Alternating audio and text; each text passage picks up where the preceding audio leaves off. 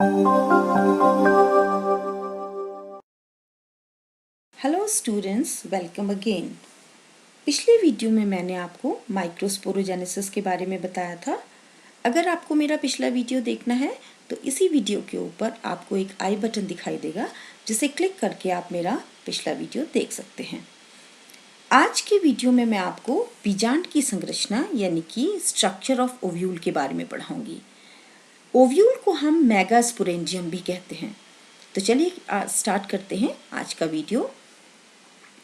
यहाँ पर आपको देखिए स्ट्रक्चर ऑफ ओव्यूल यानी कि बीजांड की संरचना दिखाई है।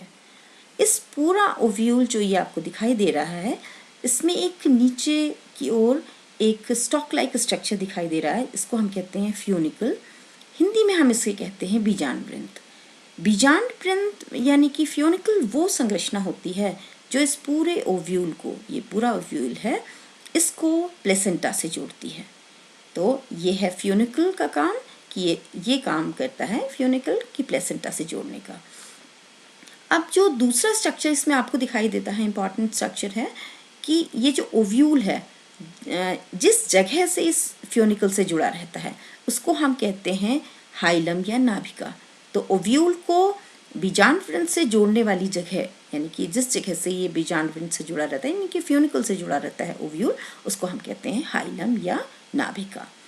अब इस पूरे ओव्यूल के बीच में एक गोल सा स्ट्रक्चर दिखाई देता है। ये गोल सा स्ट्रक्चर दिखाई दे रहा है।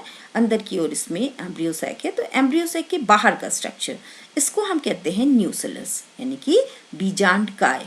तो ये जो न्यूसिलस वाला भाग होता है, इसके नीचे की ओर, अब आप ये न्यूसिलस के नीचे की ओर देखिए, ये जो नीचे की ओर दिखाई दे रहे हैं, ये दो अध्यावरण, यानी कि ये अध्यावरण लिखा है मैंने, ये दो अध्यावरण पाए जाते हैं। इनको हम कहते हैं इंटेग्यूमेंट्स। ये संख्या में दो होते हैं, एक ये वाला है, एक ये वाला है। जो अंदर की ओर पाया जाता है इसको हम कहते हैं इनर इंटेग्यूमेंट, और जो दूसरा जो बाहर की ओर पाया जाता है इसको हम कहते हैं आउटर इंटेग्यूमेंट। तो इनर इंटेग्यूमेंट, आउटर इंटेग्यूमेंट, यानी कि बाह्य और अंतः आवरण। तो इस तरीके से इस न्यूसिलस के चारों ओर दो अध्यावरण पाए जाते हैं। अब इन दो अध्यावरण, जो दोनों अध्यावरण जहाँ पर मिलते हैं, उसको हम बोलते हैं माइक्रोपाइल। ये नीचे की ओर देखिए, दोनों अध्यावरण जहाँ पर मिल रहे हैं, इसको हम कहते हैं माइक्रोपाइल। हिंदी में हम बोलते हैं बीजांड द्वार। तो ये माइक्रोपाइल कहलाता है।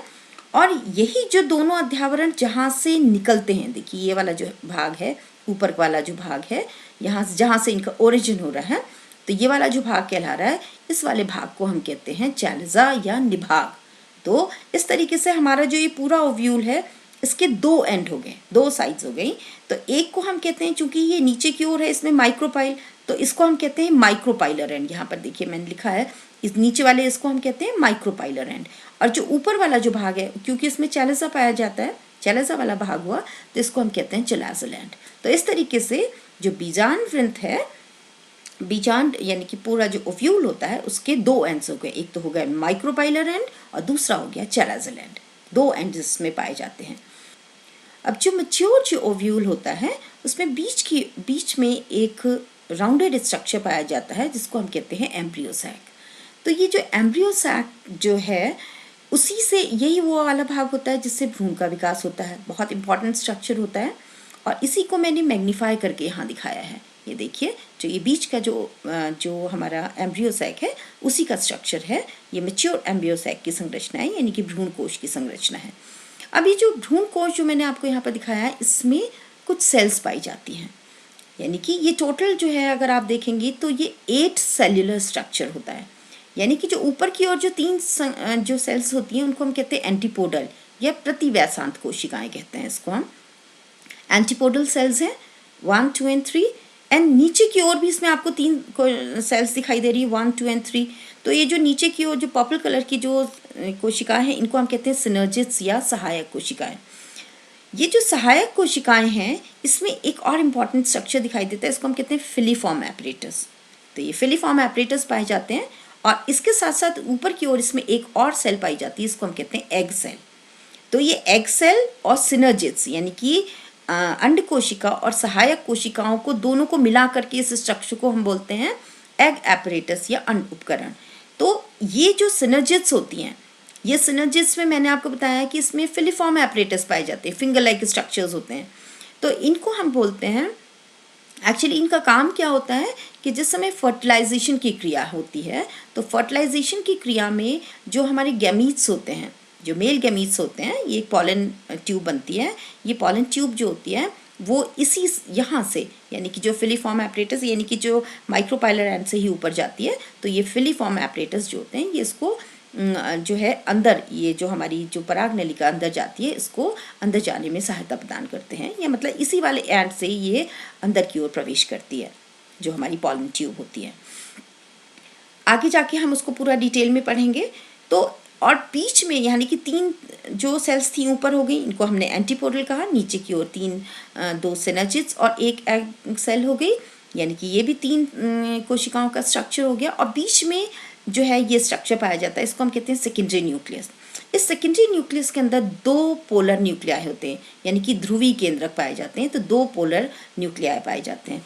तो इस तरीके से जो मैच्योर एम्ब्रियो सैक का जो स्ट्रक्चर होता है, उसमें तो 7 तो सेल्स हो जाती है, 1 2 3 4 5 6 7।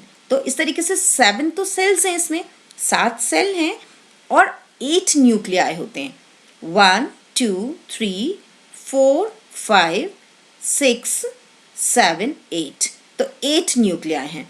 तो जो हमारा एम्ब्रियो सैक, जो मैच्योर एम्ब्रियो सैक होता है, उसमें 7 सेल एंड 8 न्यूक्लियर, यानी कि 8 न्यूक्लियाई पाए जाते हैं। इस तरीके से ये 7 इसमें कोशिकाएं और 8 न्यूक्लियस जो है इसमें पाए जाते हैं। तो ये मैच्योर एम्ब्रियो सैक की संरचना है, यानी कि मैच्योर एम्ब्रियो सैक की भ्रूण कोश की संरचना है। अब ये जो कोशिकाएं किस प्रकार से मैच्योर होती हैं, कोशिकाएं आपको इसमें दिखाई दे रही हैं, तो ये कोशिकाएं किस तरीके से बनती हैं, ये हम आगे जाकर के दूसरे वीडियो जो कि आपका मेगास्पोरोजेनेसिस का होगा, उसमें मैं आपको बताऊंगी।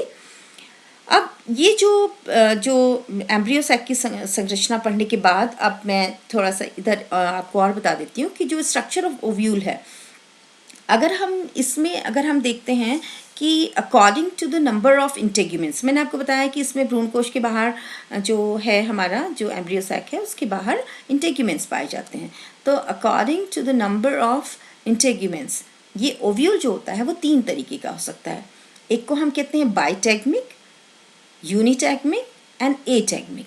मतलब कि एक बायोटेक्निक को हम कहते हैं द्विअध्यावरणी, हिंदी में कहते हैं।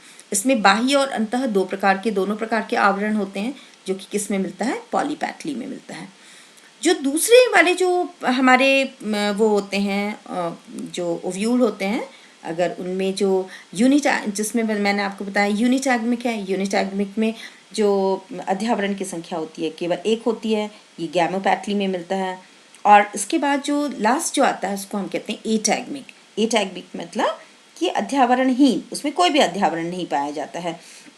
तो ऐसे ओव्यूल जो होते हैं वो प्लेसेंटा के अंदर धसे होते हैं, जैसे कि चंदन में होता है। तो ये according to the number of integuments ये भी 3 तरीके के हो सकते हैं।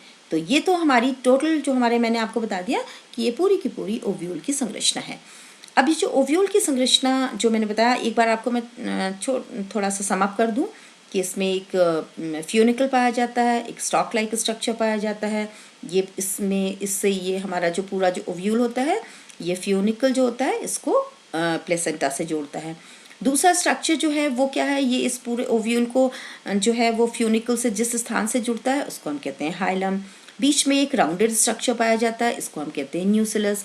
न्यूसिलस के दोनों ओर 2 अध्यावरण पाए जाते हैं, यानी कि इंटेग्यूमेंट्स पाए जाते हैं, इनर एंड आउटर इंटेग्यूमेंट्स। और इस इंटेग्यूमेंट्स के बीच में एक संरचना पाई जाती है, इसको हम कहते हैं एम्ब्रियो सैक। और ये जो इंटेग्यूमेंट्स जहाँ पर मिलते हैं नीचे की ओर, उसको हम कहते हैं माइक्रोपाइल। ऊपर की ओर जहाँ से इनका ओरिजिन होता है उसको हम कहते हैं चैलिज़ा। तो नीचे वाला एंड जो है वो कहलाता है माइक्रोपाइलर एंड, और ऊपर वाला एंड जो कहलाता है चैलिज़ल एंड कहलाता है। और जो पूरा जो भ्रूण की जो एम्ब्रियो सैक यानी कि भ्रूण कोश की संरचना मैंने यहाँ आपको पढ़ा दी है। तो इस तरीके से ये जो हमारा पूरा स्ट्रक्चर ऑफ ओव्यूल जो है वो कंप्लीट होता है। अब आशा है आपको मेरा ये वीडियो पसंद आया होगा। अगर आपने मेरा वीडियो पहली बार देखा है तो इसको सब्सक्राइब करना मत भूलिएगा। और मेरा अगला वीडियो जो है वो है टाइप्स ऑफ ओव्यूल, जिसका लिंक आपको इसी वीडियो में मिल जाएगा। Thank you.